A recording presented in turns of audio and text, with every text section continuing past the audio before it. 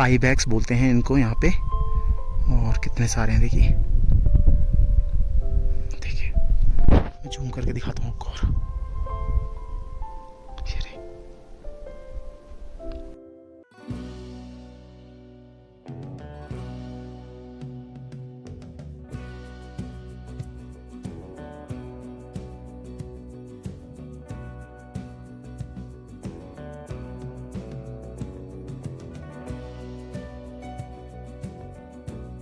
तो दोस्तों अभी पहुंच चुके हैं जिस्पा में, और आप देख सकते हैं इस तरह से पूरा नज़ारा है।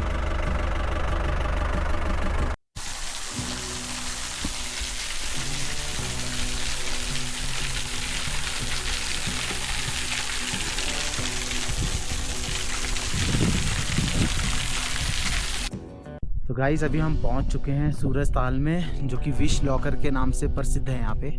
और आप देख सकते हैं यहाँ पे काफ़ी लोग फ़ोटोज़ वगैरह खिंचा रहे हैं। तो आप यहाँ पे आ सकते हैं और श्रद्धा भाव से जो भी विश मांगेंगे वो पूरी होगी। तो इस तरह से है कुछ, पीछे मैं दिखाना चाहता हूँ।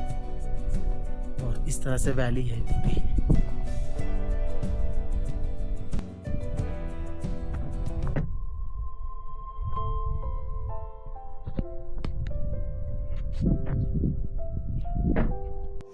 तो कुछ इस तरह से नज़ारा है, पूरी देख सकते हैं सूरज ताल का जो लेक है वो पूरी जमी पड़ी है, और यहीं से भागा रिवर निकलती है। और आप देख सकते हैं पूरा फ्रोज़न हो रखा है ये। तो इस तरह से है कुछ नज़ारा। तो दोस्तों सूरज ताल से निकल चुके हैं, आगे जिस्पा की ओर बढ़ रहे हैं। तो कहीं से कहीं को भी आओ बेवजह चले, तो आगे बढ़ रही है हमारी जर्नी।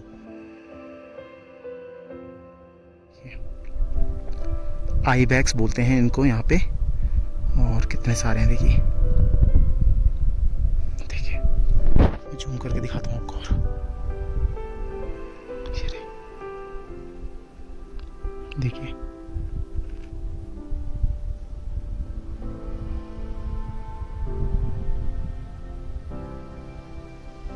ये देखिए। तो अभी हम दारचू से थोड़ा सा आगे आए हैं और हमें यहाँ पे दिखे हैं, देखिए बेहतरीन। न जाने कितना कुछ छुपा है इन पहाड़ों में, जैसे कोई कहानी हो जिसे किसी शाम में चाय संग बैठकर सुनूं। और ऐसे ही हमारा सफ़र आगे बढ़ रहा है कुदरत के बेहतरीन नज़ारों के साथ। आप देख सकते हैं ब्रिजेस आ रहे हैं, डिजर्ट माउंटेन्स हैं, बहुत सुंदर नज़ारे। तो दोस्तों हमने अपनी जर्नी स्टार्ट करी थी दिल्ली से, और अभी हम बारालाचा पास होके आ रहे हैं। तो रोहतांग के लिए जा रहे हैं अभी, और डिजर्ट माउंटेन्स की पूरी श्रृंखलाएं हैं जो हमें देखने को मिल रही है। पहाड़ों में सफ़र के अलग ही मज़ा है। और अब एक गाना सुनते हैं और आगे बढ़ते हैं।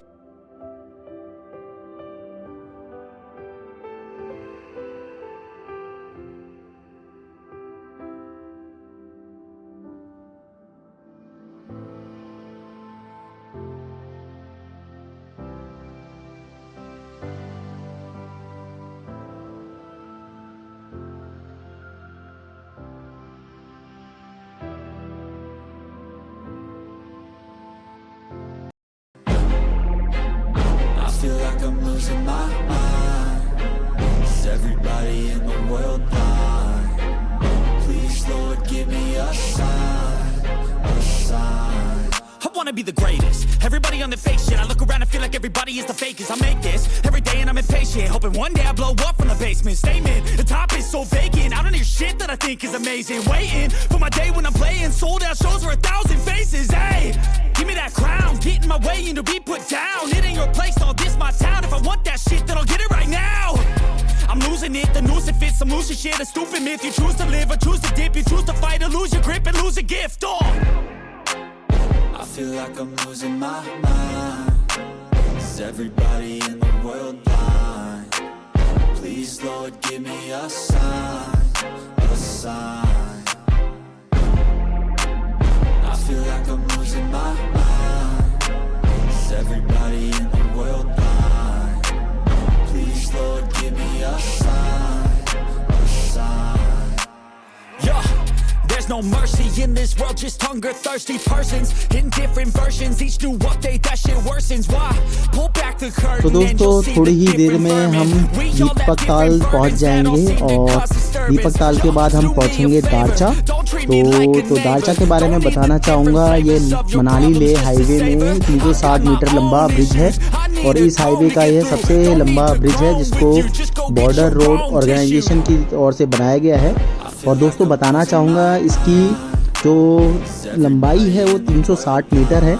तो अभी तो थोड़ी देर में हम दीपक ताल पहुंच जाएंगे। तो जाते समय हम रुके थे बट अभी जब आ रहे हैं तो अब नहीं रुकेंगे। ये देखिए ये गया आपका दीपक ताल। यहाँ पे काफ़ी सैलानी फ़ोटो वगैरह खिंचा रहे हैं जो कि पूरा फ्रोज़न है इस समय। और यहाँ से अब कुछ देर के बाद हम पहुँच जाएंगे दारचा ब्रिज में, जो कि मनाली लेह हाईवे का सबसे लंबा ब्रिज है। तो दोस्तों पहाड़ों में सफ़र का अलग ही अनुभव रहता है, चाहे आप दोस्तों के साथ घूमो या आप अकेले घूमो। यहाँ पे जो आपको सुकून और शांति मिलती है सीरियसली वो कहीं नहीं है। और पहाड़ देखने में सारे एक से लगते हैं, चाहे आप हिमाचल प्रदेश में लेह मनाली का कह सकते हैं ये जो डिज़र्ट माउंटेन्स हैं, या आप उत्तराखंड के माउंटेन्स ले लो या आप नॉर्थ ईस्ट में चले जाओ तो वहाँ के ले लो।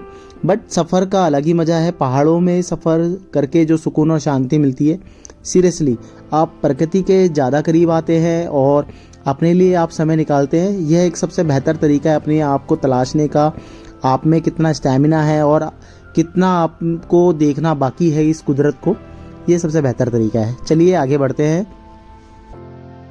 तो काफ़ी लोगों ने मेरे से पूछा है दोस्तों कि ट्रैवलिंग के लिए इतना समय कैसे निकाल लेते हैं। तो देखो समय निकालना चाहो तो निकल ही जाता है।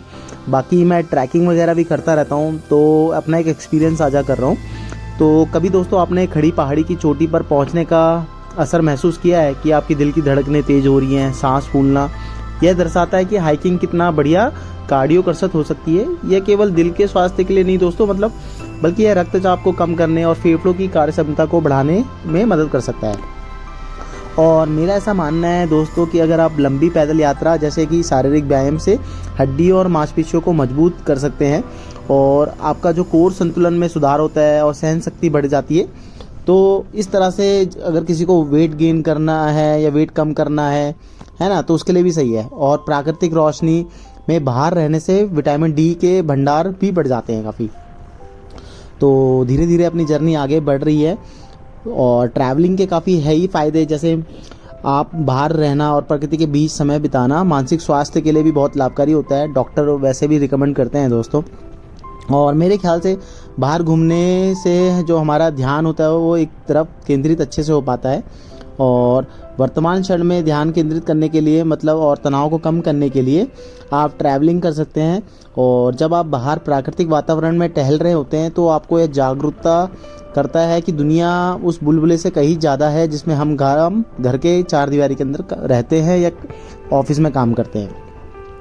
तो दोस्तों ऐसे कई चीज़ें हैं। और ये सामने पूरा भागा रिवर का व्यू है, कहीं कहीं पे फ्रोज़न हो रखी है और सुंदर सी देखिए सांप की आकृति की यह कलाकृति दिख रही है। बहुत ही सुंदर नज़ारे देवभूमि हिमाचल प्रदेश में। और अभी हम कीलोंग में देख रहे हैं। तो ये पूरा लाहौल स्पीति का एरिया है और अभी हम मौजूद है दारचा ब्रिज में। तो दारचा ब्रिज मैंने जैसे आपको बताया इसकी लंबाई 300 मीटर लंबाई है और बॉर्डर रोड ऑर्गेनाइजेशन के द्वारा ये बनाया गया है और बहुत ही सुंदर देखिए। और नीचे आपकी भागा रिवर बह रही है, तो बहुत ही सुंदर नज़ारे हैं। और जो ये सामने व्यू देखने को मिल रहा है आँखों से जो मुझे दिख रहा है, शायद वो फ़ोन के माध्यम से दिख रहा हो या ना दिख रहा हो, बट एक नंबर नज़ारे। सीरियसली आंखें मेरी चकाचौंध हो गई है। कुदरत के कुछ बेहतरीन नज़ारे हमें देखने को मिल रहे हैं और कोशिश कर रहा हूँ कि जो ये माउंटेन्स की श्रृंखलाएँ हैं, ऊपर चोटियों पे कहीं कहीं पे बर्फ़ गिरी हुई है, तो जो ये दर्रा है लेह स्पीति का बहुत ही शानदार है। तो जीवन काल में अगर आपको कभी मौका मिलता है तो आप ज़रूर इधर आइए, कुदरत को एक्सप्लोर कीजिए। और यह एक बेहतर तरीका हो सकता है अपने आप में अपनी स्किल्स को और उभारने का, अपनी जो मांसपेशियां हैं, अपनी जो शरीर की जो ताकत है उसको बढ़ाने का। तो आगे बढ़ते हैं अपनी जर्नी में। और दोस्तों आप देख सकते हैं हमारी जर्नी आगे बढ़ रही है। तो एक अध्ययन से दोस्तों मैं अपना एक एक्सपीरियंस शेयर कर रहा हूँ कि एक अध्ययन से पता चला है कि प्राकृतिक वातावरण में समय बिताने से आप अपने स्मृतियों जैसे संज्ञानात्मक कार्यों में सुधार ला सकते हैं, अपनी स्किल्स है जो उसको काफ़ी ग्रो कर सकते हैं। और जापानी वैज्ञानिकों द्वारा एक अध्ययन से पता चला है कि प्राकृतिक वातावरण में बाहर घूमने के बाद जो भी मनुष्य हैं उनके श्वेत रक्त की कोशिकाओं में 40% की वृद्धि हो जाती है। तो अभी हम पहुंचने वाले हैं जिस्पा कीलोंग में। तो यहाँ आप देख सकते हैं कैंपिंग, समर कैंपिंग की साइट्स हैं। अभी तो काफ़ी ठंडी हवा चल रही है यहाँ पे, और बट यहाँ पे आप समर में आके कैंपिंग वगैरह कर सकते हैं। इग्लू वगैरह के भी यहाँ पे कैंप बने हुए हैं। तो इस तरह से नज़ारा है। तो दोस्तों अभी पहुँच चुके हैं जिस्पा में, और आप देख सकते हैं इस तरह से पूरा नज़ारा है। तो बेसिकली ये समर कैंप साइड है, और यहाँ पे आके आप कैंपिंग वगैरह कर सकते हैं। और यहीं से आगे रास्ता जा रहा है आपका सूरज ताल के लिए, दीपक ताल के लिए, और जो है आपका बारालाछा के लिए। तो इस तरह से व्यू है ये। तो दोस्तों इस तरह से अभी जिस्पा के किनारे हैं हम, और यहाँ पे होटल और होम स्टे वगैरह देखने को मिल जाएंगे आपको। यह एक बहुत ही सुंदर सा छोटा सा शहर कह सकते हैं, और यहाँ के आसपास बहुत ही खूबसूरत पहाड़ों का नज़ारा है। और यहाँ पे आप ट्रैकिंग, कैंपिंग और रिवर राफ्टिंग जैसी कई तरह की गतिविधियाँ कर सकते हैं। बारालाचला ट्रैक यहाँ आने वाले पर्यटकों के लिए सबसे मशहूर एडवेंचर एक्टिविटी वाला स्थान है। जिस्पा में मछली पकड़ने के कई अवसर भी मिलते हैं, मैंने सुना है यहाँ पे आए आस पड़ोस के लोगों से। और यहाँ के आसपास के मठों में जाकर स्थानीय संस्कृति को और बेहतर तरीके से जाना जा सकता है। तो दोस्तों जिस्पा एक तरह से कह सकते हैं शांत मनमोहक वातावरण, इसे हिमालय और शांति और प्रकृति सुंदरता की तलाश करने वाला कह सकते हैं। और ये जिस्पा से थोड़ी सी आगे जाके हमें ये देख सकते हैं फ्रोज़न वाटरफॉल देखने को मिलता है। और जिस्पा में लाहौल में एक बहुत ही बड़ी शुष्क नदी बिस्तर भी है, और ये देखिए इस तरह से। तो अब धीरे धीरे आगे बढ़ रहे हैं। यहाँ से हम अपने होटल चंद्रभागा होटल में जाएंगे, और वहाँ मैं अपना बैग वगैरह पैक जो हमारा है सामान लेंगे, और उसके पास हम रोहतांग के लिए निकल पड़ेंगे आज का। तो दोस्तों जैसे कि हम बात कर रहे थे कि बाहर निकलने से मतलब जो आप ट्रैवल वगैरह करते हैं टहलने से, तो आप मतलब एक दिमाग को जो शांति मिलती है और आपके जो स्किल्स में जो सुधार होता है, सीरियसली उसके लिए शब्द नहीं है कहने के लिए। और मेरा ऐसा मानना है कि कहीं ना कहीं ट्रैवलिंग करके आप अपने आप को पहचानते हैं, कुदरत के काफ़ी नज़दीक आते हैं। चाहे पहाड़ कोई सी भी हो, आप टहलिए, आप निकलिए, ट्रैकिंग करिए, देखना आपके शरीर वगैरह की स्किल्स और आपको जो नई नई चुनौतियाँ मिलती हैं तो उसका अनुभव आप ले सकते हैं। आगे बढ़ते हैं अपनी ज़िंदगी में। अब जैसे कि अभी हमें आइबैक्स देखने को मिले थे, और मुझे यहीं आके पता चला आइबैक्स एक जंगली बकरी की प्रजाति है, और जो कि ऊंचे पहाड़ी इलाकों में पाई जाती है, और ये बहुत ही दुर्लभ प्रजाति में आए जाते हैं। उत्तराखंड में शायद मुश्किल से होते हैं, बट यहाँ मेरे को पहली बार आइबैक्स देखने को मिले, और यहाँ आइबैक्स कहा जाता है उनको। तो इस तरह से आप नेचर्स में क्या क्या चीज़ें हैं, नए नए आप अनुभव और नए नए जो दृश्य हैं वो लेके जाते हैं, और जो यहाँ आके हमने जो मेमोरीज कलेक्ट करी हैं वो जीवन भर हमें याद रहेंगी। हम अपने आने वाली पीढ़ी को बता सकते हैं कि हम कहाँ कहाँ घूमे हैं। और इंसान जब बाहर से बाहर निकलता है तो वो कुछ ना कुछ सीखता है। तो अभी नीचे जो रास्ता जा रहा था वो कीलोंग बस स्टैंड के लिए जा रहा था, और यहाँ से हमारा होटल ज़्यादा दूर है नहीं, मुश्किल से 2 से 3 किलोमीटर की दूरी पर हमारा होटल है। और जस्ट इसके नीचे कीलोंग बस स्टैंड के लिए रास्ता जा रहा है, जहाँ पे आप रोडवेज बस है जो हिमाचल परिवहन निगम की, उसके थ्रू भी आप कीलोंग तक आ सकते हो।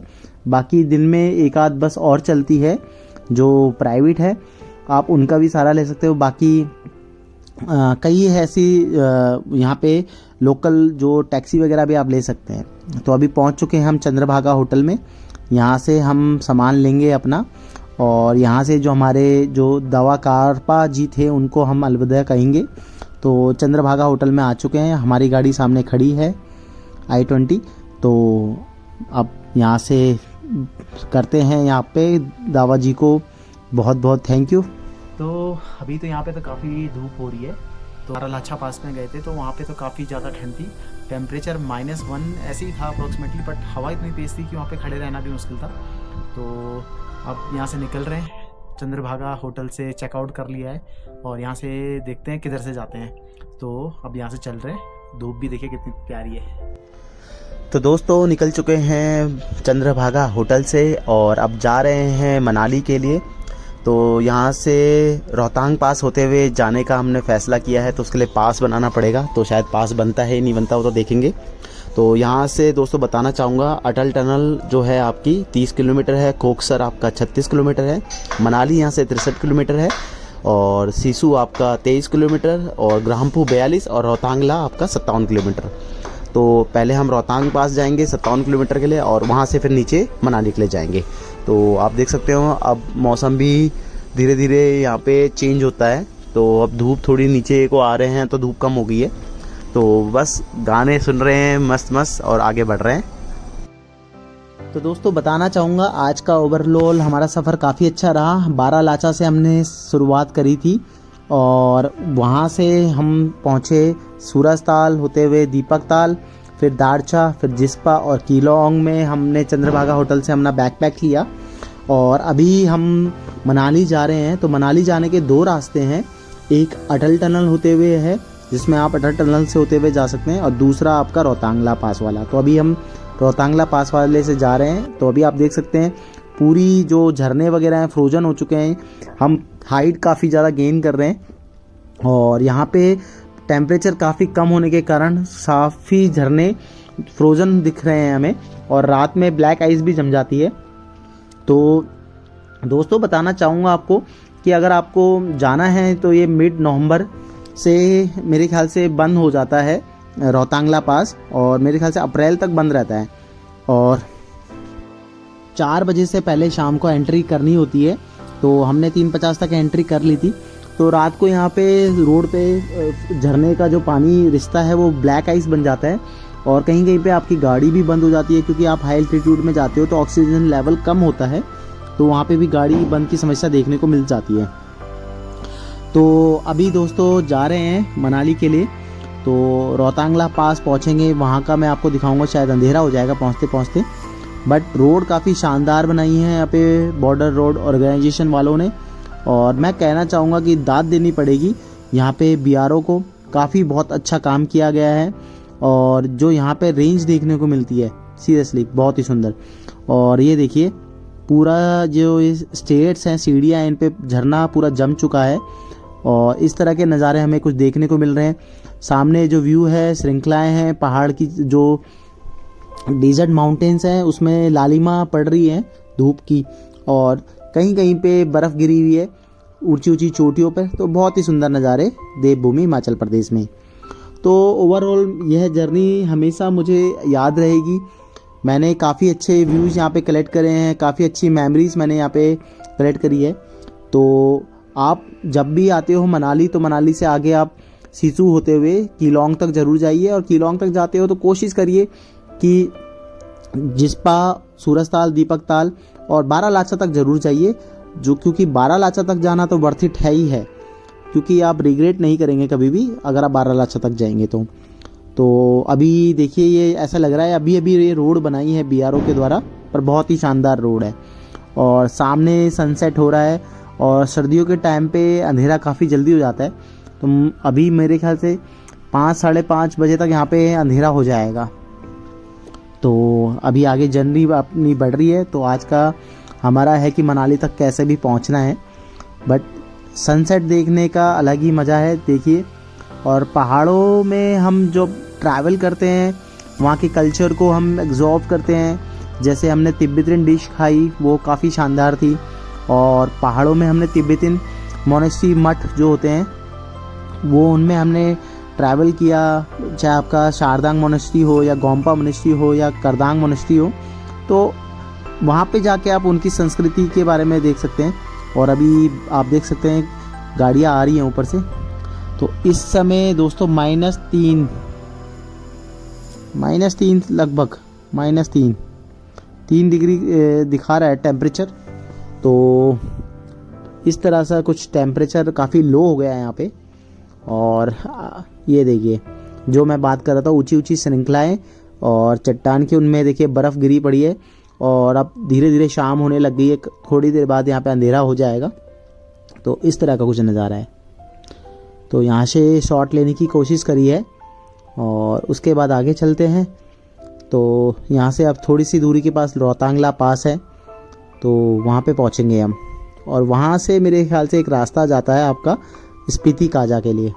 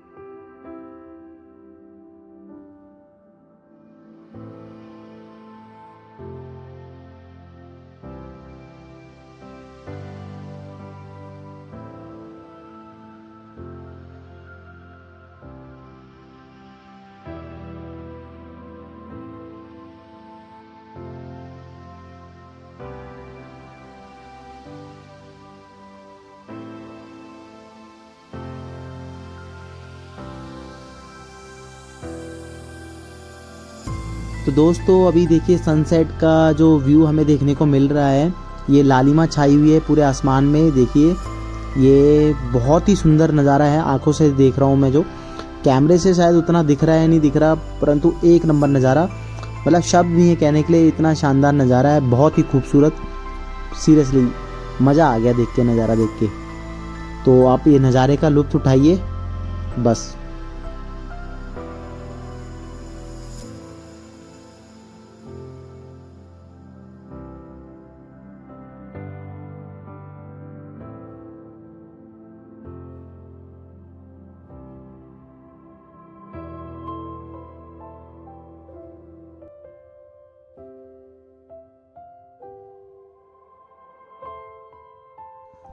तो दोस्तों फाइनली पहुंच चुके हैं रोहतांगला पास में, और बहुत ही सुंदर नज़ारा हमें यहाँ पे देखने को मिला सनसेट का। यहाँ पे कुछ शॉप्स वगैरह बनी हुई है जहाँ पे आप चाय वगैरह पी सकते हो, और बहुत ही सुंदर नज़ारा है। तो अभी वहाँ पे शॉट्स लेने की मैं कोशिश करता हूँ, गाड़ी थोड़ा साइड लगाते हैं, उसके बाद मैं आपको दिखाता हूँ किस तरह का नज़ारा है वहाँ पे और कैसा वहाँ पे व्यू देखने को मिलता है। मैं आपको पूरी जानकारी देता हूँ रोहतांगला पास की। तो अभी पहुंच चुके हैं रोहतांग पास में, और जस्ट ये देख सकते हैं सामने है, और इस तरह का नज़ारा है देखिए।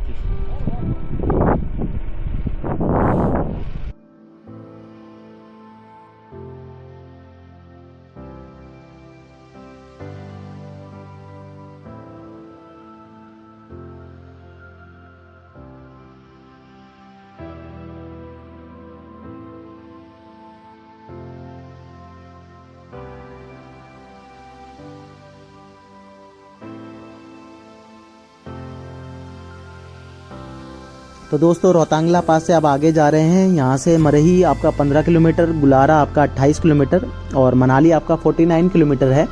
तो लगभग मनाली तक जाने में 2 घंटे लगभग लग जाएंगे, और अंधेरा हो चुका है। और ओवरऑल आज का पूरा दिन ट्रैवल में रहा हमारा। बारालाचा पास से हमने शुरुआत करी थी, और सुबह काफ़ी जल्दी उठ गए थे, और अभी नाइट में यहाँ तक आ चुके हैं। रोहतांगला पास देख लिया, मतलब बहुत ही सुंदर, और जो सनसेट था बहुत ही सुंदर था। और ये देखिए इसी में नज़ारे की मैं आपको बात कर रहा था, कहीं कहीं पे देखिए पूरी लालिमा छाई हुई है पहाड़ों के पीछे, मतलब बहुत ही सुंदर नज़ारा। पहाड़ों में जो सूर्योदय है और सूर्य अस्त होते हुए देखना, मतलब एक अलग ही अनुभव है, और ये आप तभी महसूस कर सकते हैं जब आप खुद आएंगे यहाँ पे। तो मैं तो अपने सभी सब्सक्राइबर्स हैं, जो व्यूअर्स हैं, जो देख रहे हैं इस ब्लॉग को, मैं उनसे रिक्वेस्ट करूँगा कि आप समय निकाल कर पहाड़ों में आएँ, वहाँ एक्सप्लोर करें, चाहे ट्रैकिंग करें, चाहे ट्रैवल करें, बहुत अच्छे नज़ारे देखने को मिलेंगे। तो अभी ये कुछ घोड़े हैं जो ये जा रहे हैं आगे, और उन्होंने रास्ता बंद कर दिया है। तो यहाँ देखिए ये रात को जा रहे हैं और साइड देते हैं। तो ये सामान वगैरह ले जाने के लिए इनका प्रयोग किया जाता है, और जो कह सकते हैं कि गांव में या ग्रामीण इलाकों में इन्हीं से मतलब जो सामान इधर से उधर लाया जाता है, तो एक्सपोर्ट इंपोर्ट का जो साधन है वो यही है। तो अभी फाइनली थोड़ी सी देर में हम मनाली पहुंच जाएंगे और वहां से मैंने वोल्वो बस करी है बुक, तो उसके थ्रू मैं जाऊंगा दिल्ली तक। है Manali private Volvo bus stand में और हमारी लक्ष्मी हॉलीडेज़ की बस है और ये है हमारे ड्राइवर सर। और इस तरह से बस का आगे का है फ्रंटियर, ये देखिए लक्ष्मी हॉलीडेज़ का। तो बहुत लंबी जर्नी थी और सीट भी हमें मिली है आगे की एकदम खच भरी है बस। तो इस तरह से सीट मिल गई, अब बैठ गए हैं सीट में। अभी हम पहुंच चुके हैं, ये कौन सी जगह है? मंडी और पांडव के बीच में है, संभल गांव में, मंडी और पांडव के बीच में संभल गांव। और ये हमारी लक्ष्मी हॉलीडेज़ की bus. And right now I have Rakesh ji and he is a very nice person and Bengaluru. तो अभी इन्हीं के साथ हैं हम ट्रैवल कर रहे हैं। तो दोस्तों इस ब्लॉग का करते हैं यहीं पे समापन। तो हिमाचल प्रदेश की यह ब्लॉग जर्नी काफ़ी शानदार रही। मैंने हिमाचल प्रदेश के कुदरत के बेहतरीन नज़ारे आपको ब्लॉग के माध्यम से दिखाने की कोशिश करी। तो अगर आपको यह वीडियो पसंद आया हो तो दोस्तों आपसे अनुरोध है चैनल को सब्सक्राइब करें और बेल आइकन को ज़रूर दबाएं ताकि हमारे नए वीडियोस की जानकारी आपको मिलती रहे। और तब तक के लिए मैं कहूँगा आप मुस्कुराते रहिए, स्वस्थ रहिए, खुश रहिए अपने परिवार के साथ। फिर मिलेंगे एक नए सफ़र में नए कुदरत के बेहतरीन नज़ारे तलाशने की। तो तब तक के लिए मैं यही कहूँगा कि सेफ रहें, हेल्थी रहें और हमेशा खुश रहें अपने परिवार के साथ। और तब तक के लिए मुझे कहिए अलविदा। जय बाबा केदार, जय बद्री विशाल, जय मां नंदा देवी।